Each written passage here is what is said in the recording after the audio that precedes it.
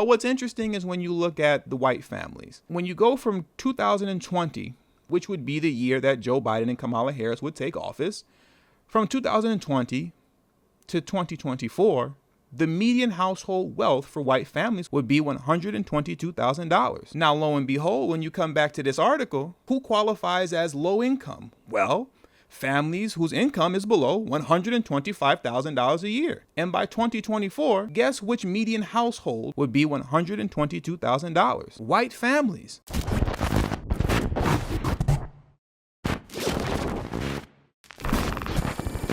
In the midst of the upcoming presidential election alongside the Black Lives Matter movement, the message that I've been adamantly and consistently putting out there is that if we're not talking about economic justice, then we're not talking about anything at all. The only type of justice that matters is economic justice. Anything else outside of that is a waste of time and futile. If we are not closing this racial wealth gap, any and everything you do concerning justice is pointless, including defunding the police. The only justice that matters is economic justice, period.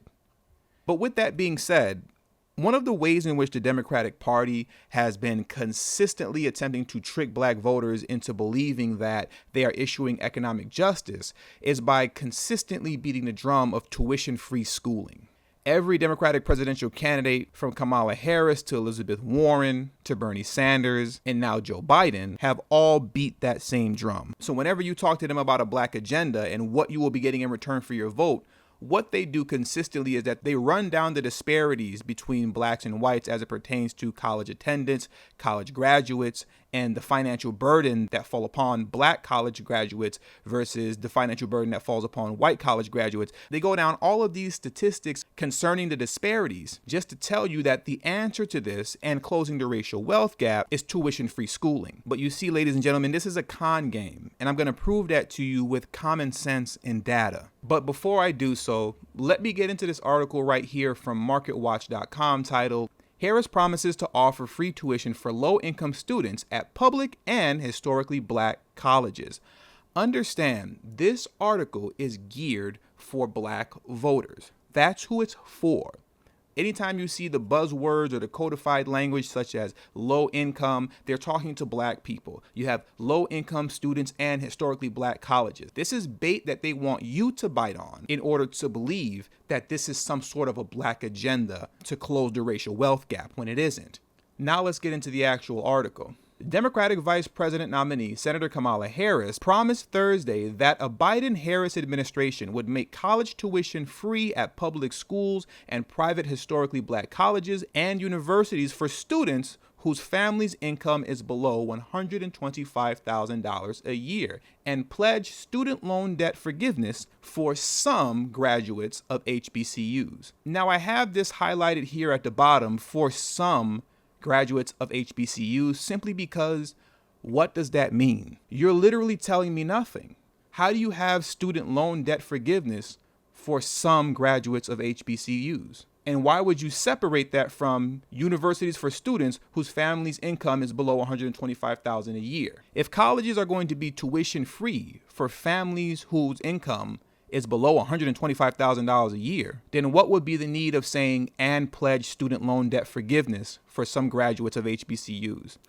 I don't know what they mean by this, and that's the problem, because I'm sure you don't know what they mean by that either, because there would be no reason to separate or isolate the two. But what's even more interesting is that above that sentence is the other portion that I have highlighted in blue, where it says universities for students whose family's income is below $125,000 a year. $125,000 a year is not a low-income family. Last time I checked, Kamala Harris was supposed to be promising to offer free tuition for low-income students at public and historically black colleges. But $125,000 a year is not low income. You see, what she's attempting to do is include the young men and women of the dominant white society. Now, I want to prove that by coming to this chart that I showed you earlier. And the title of this is called Racial Wealth Inequality is Rampant in the U.S. Median Household Wealth by Race and Ethnicity in the United States 1983 to 2024. Now, this chart came out in 2017. That's why you see at that moment in time, it breaks off into a bunch of dotted lines because the dotted lines are projections. Now, we all know, or at least some of us should be familiar with the fact that it's already been projected that by 2053, the median household wealth for Black families will be zero. And if we're going based upon the projections that are here on this chart, the wealth is trending accordingly. It's headed towards zero. But what's interesting is when you look at the white families, when you go from 2020, which would be the year that Joe Biden and Kamala Harris would take office, from 2020 to 2024, the median household wealth for white families would be $122,000. Now, lo and behold, when you come back to this article, who qualifies as low income? Well, families whose income is below $125,000 a year. And by 2024, guess which median household would be $122,000? White families. So as you can see, despite the fact that they are selling this to you as if this is something that's for Black people and that this is something that's going to close the racial wealth gap, it's an all-inclusive program in which the purpose of it is to maintain and secure the wealth status of the dominant white society. You got to understand the games these people like to play. They love to sit here and tell you about how something is going to disproportionately benefit you over everybody else. And over again, I've been told that programs like this is going to disproportionately benefit Black people because we hold the most college debt. But if you're using basic common sense, what basic common sense tells you that if this is not a program that is exclusively for Black Americans, then what you've effectively done is send white college students off to the races. What do I mean by that? If white students are already far above you on the economic totem pole, which you can clearly see is a fact as you look at this chart, the moment you remove their largest source of debt, which is their college loan, they're off to the races because they're already halfway done with the race. Meanwhile, here you go, not at the starting line, but behind the starting line. Yet somehow you're expected to catch up to a group of people whose wealth position far surpasses yours. Eliminating everyone's college debt is essentially the same thing as not eliminating it at all. Because if you go even deeper into the data via what we get wrong about closing the racial wealth gap by William Derry Jr., Antonio Moore, and a host of others, is that you'll find that a college education literally means nothing as it pertains to closing the racial wealth gap. Now let's get into this page really quickly.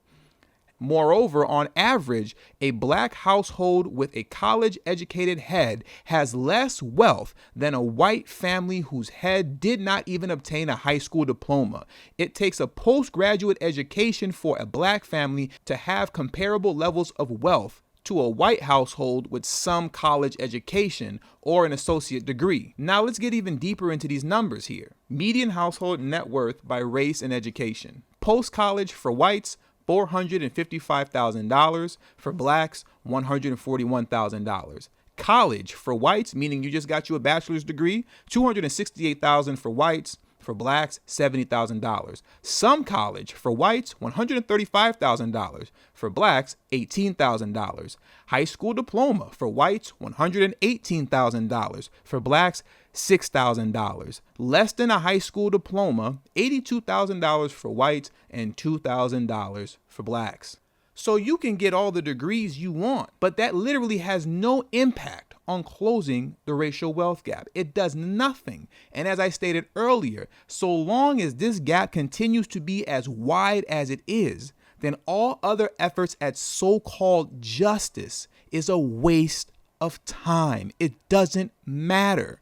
This is why reparations in the Black agenda is so critical, because it cuts right to the heart of the issue and gets the finances and or the opportunities directly to the people it needs to get to. Now, speaking of that, because within the Democratic Party, and not just them, Republicans as well, but our concern is the Democratic Party because they're the ones that always pretend to be our friends. With the Democratic Party, they pretend as if they don't know where the money will come from if you start doing programs that are specifically for Black Americans, especially if we're talking about reparations. But as you can see here on this other blue highlighted area that I have, I'm going to read this off to you back from the article. Harris has also promised to invest $70 billion in historically black colleges and universities. I'm going to read that again. Harris also promised to invest $70 billion in historically black colleges and universities. On the surface, that sounds great.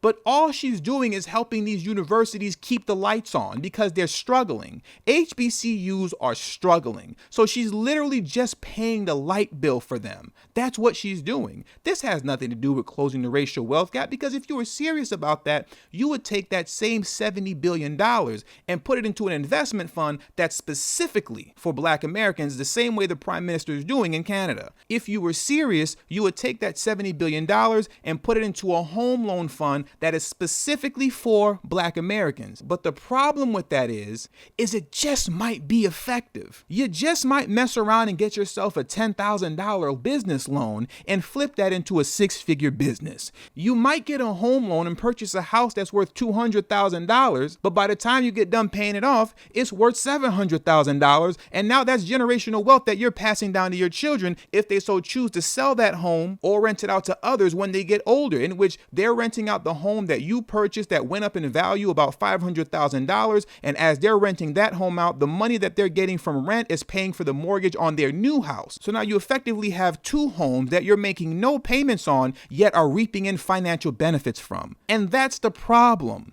If you took that $70 billion and actually put it into a business entrepreneurial fund or a housing fund for black Americans, it just might be effective. And Lord knows we can't have that, because the name of the game is preserving the system of racism and white supremacy. The name of the game is preserving the economic dominance of the dominant white society. But I don't know what I'm talking about. You all just go ahead and keep voting Democrat. And with all that being said, I'm going to close this video out. I'm your boy, Tony DeLaramie. Make sure you hit the subscribe button as well as the bell notification next to the subscribe button so you can be notified whenever I release a new video. Also, make sure you text tdhiphop to number 33222. That's tdhiphop to number 33222. That way you'll get a direct text notification whenever I release a new video. But it also serves as a protection plan for myself. So in case YouTube ever gives this channel the axe, I'll be able to send you a direct link to where you can find me next. Also, all social media links will be in the description below, as well as pinned in the comment section. And lastly, but certainly not least, for those of you who have been subscribed to this channel for quite some time now and have a love and appreciation for the work that I put in on this channel, the number one way you can show your support to me is through Patreon for only $5 a month.